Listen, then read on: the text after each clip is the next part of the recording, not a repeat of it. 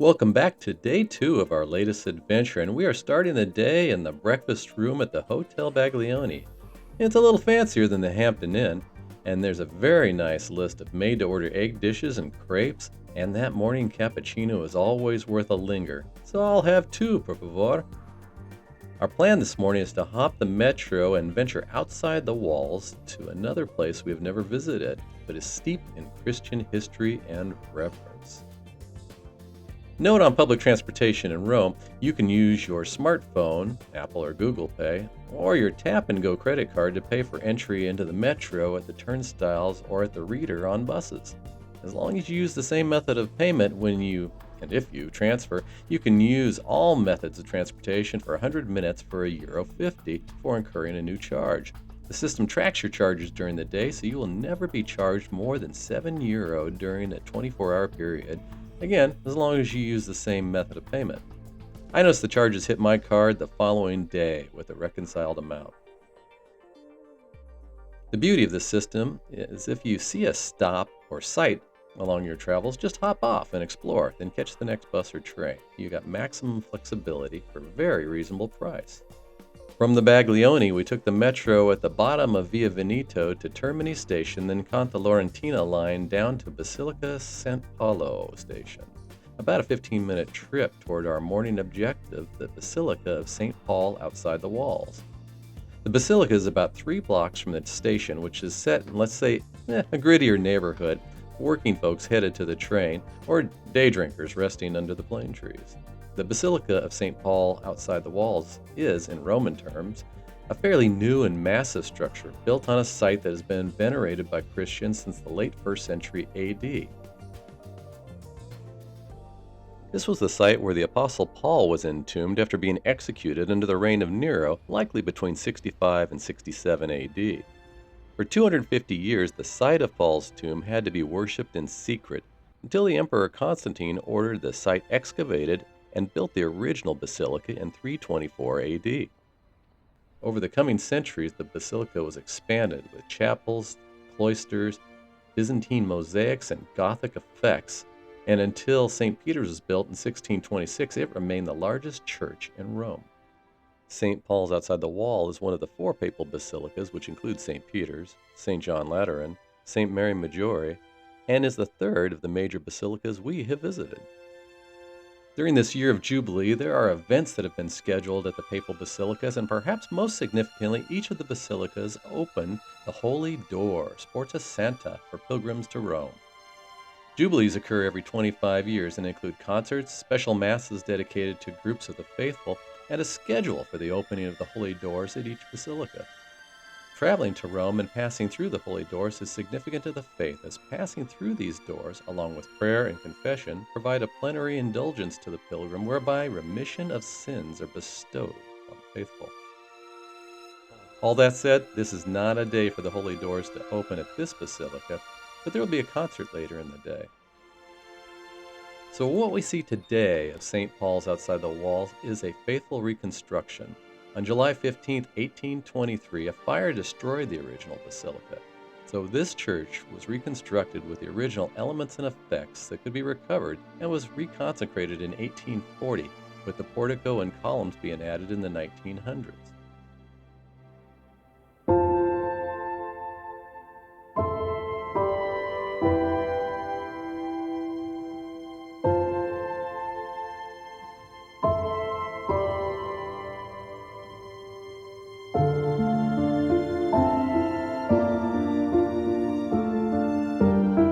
Under the altar, we find the tomb of the Apostle Paul, author of the letters that continue to guide the church today, voice of the original church to the Gentiles, and man beheaded for his faith that led him from the Damascus road to Rome.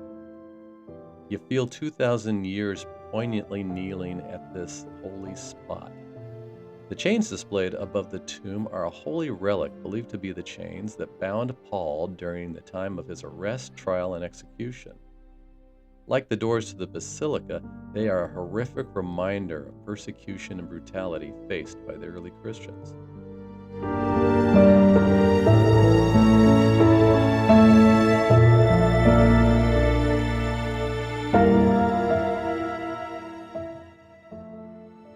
The mood in the Basilica is appropriately somber reverence and reflection abounds as we explore the beautiful chapels. For an additional few euros, visitors can take in the cloisters and a small archaeological site. There's also a small gift shop and excellent clean restrooms.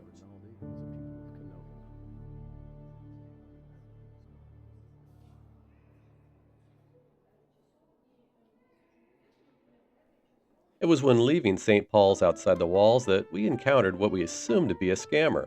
In short, as we approached the gates to enter the metro, a woman was insisting we needed to go buy tickets. After about 20 seconds of debate with her about using my iPhone and her wanting us to follow her to a ticket machine, we just walked away, tapped at the gate, and caught our train. I assumed she was after a donation for her help guiding the hapless tourist.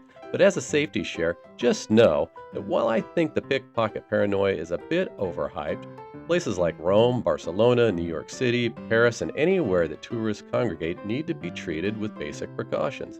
Leave valuables at home or in a safe. If you have a purse or backpack, wear it facing forward when in crowded streets and transportation, and just don't engage with the flower guys, the bracelet dudes, palm readers, and the like, unless you want to depart with a few euros. They are like a slot machine, only without a set contracted price. As we travel back into the center of the city, we notice a stop for Circus Maximus. Hey, let's go check it out.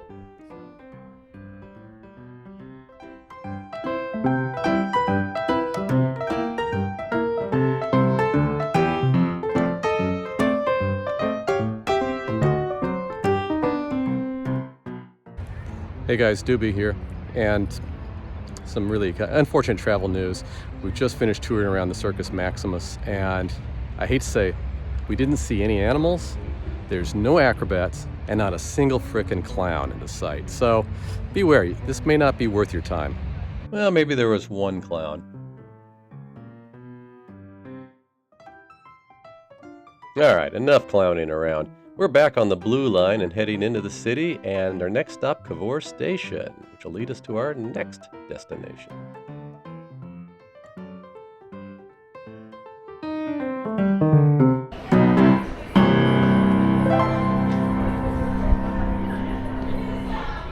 Watch out for falling sandwiches. Yeah.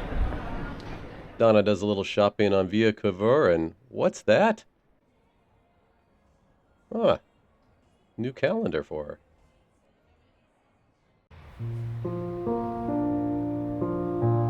So we have visited 3 of the Papal Basilicas of Rome, so why not see them all, which leads us to the Basilica of Santa Maria Maggiore.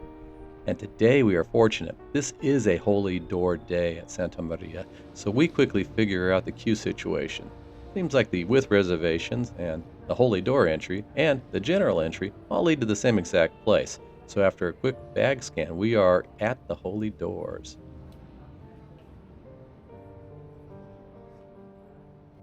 The faithful touch the hands of Christ with prayer as we enter this amazing church. Inside, there's a slow-moving procession as we move deeper into the basilica to pay respects to Pope Francis.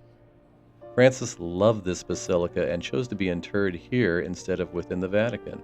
And in keeping with his humble and holy style of leadership, he is here with only his personal cross, the cross of the Good Shepherd, and a plain inscription in the marble transept, Franciscus. He felt this place was his spiritual home. This largest church in Rome dedicated to the Virgin Mary dates back 16th century and is the final resting place of 7 popes and significant relics of St. Matthew and St. Jerome. Below the main altar is the relic of the Holy Crib, 5 pieces of sycamore wood from the manger where Jesus laid in Bethlehem, protected in glass and silver and gold. While pilgrims kneel at the foot of the crib, Pope Pius IX remains in permanent prayer. We linger next to Pius, taking in the beauty of the spot when the spirit of song from a group of pilgrims made this a truly holy moment.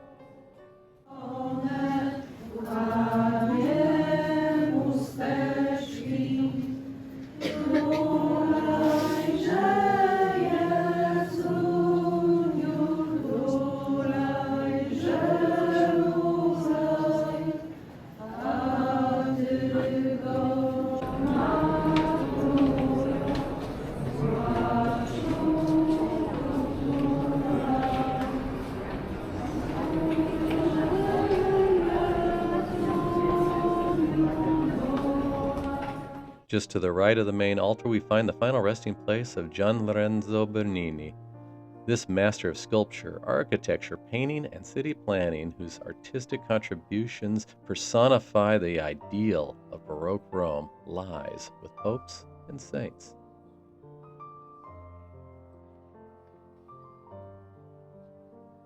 So really kind of an amazing day. Within the same city, we have gone from the birth of Jesus to the architect of Christianity. It seems a fitting way to spend a day during this year of Jubilee. But what's next? How about visiting really ancient Rome?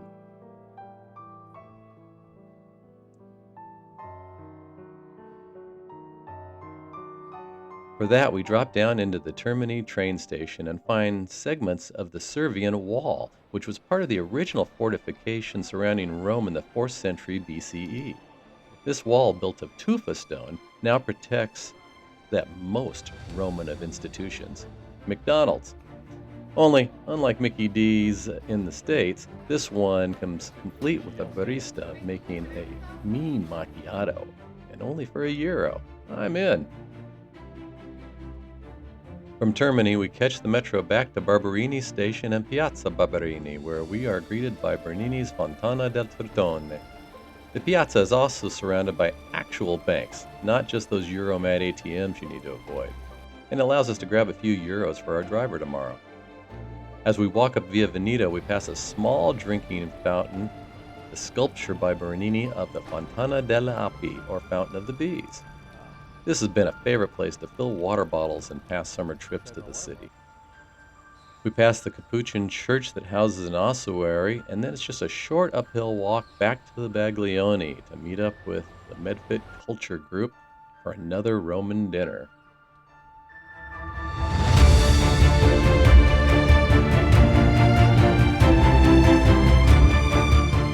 Tonight we are staying in the Ludovisi neighborhood and enjoying cuisine from the Piedmont region of Italy at I Goliardi.